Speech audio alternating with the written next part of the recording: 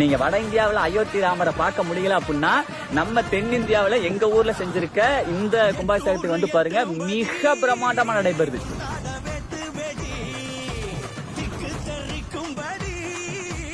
அயோத்தி ராமர் குழந்தை ராமரை வடிவமைத்த மைசூர் மகாராஜாவினுடைய அரச பரம்பரையான சிற்பி யோகிராஜ் அவர்கள் சிறப்பாக அமைச்சு கொடுத்திருக்காரு. குழந்தை ராமருக்கு அடுத்தபடி நம்ம மாயூர் தான். அது மாயூர் ராமர் இந்தியாவிலேயே குழந்தை ராமர், ரெண்டாவது நம்ம ராமர் தான் மாயவர். சரிங்க. மாயூர் ராமர் என்கின்ற மாயவர் அப்படின்னு 300 ஆண்டுகளுக்கு முன்னால என்ன பாரம்பரியா பண்ணிக்கிட்டு இருந்தாங்களோ அதான் நாங்க பண்ணிக்கிட்டு இருக்கோம். நாங்க ஒன்றும் மாற்றதோ பண்றதோ ஒன்றும் கிடையாது.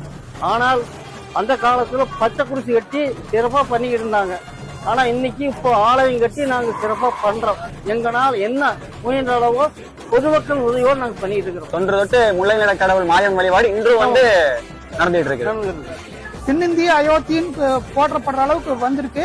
இது வந்து ராமர் சிலை, லட்சுமணன், சீதை 3 பிரதிஷ்டை பண்ணியிருக்கோம்.